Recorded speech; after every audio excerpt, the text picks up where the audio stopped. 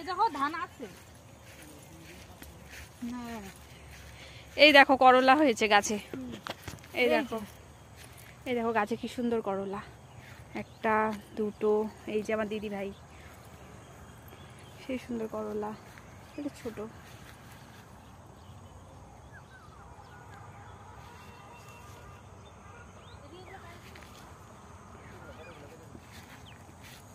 এই দেখো কত সুন্দর করলা। এই যে আমাদের জমিদার কাকু গাছে অনেক করলা হয়েছে, আজকে হাটে যাবে।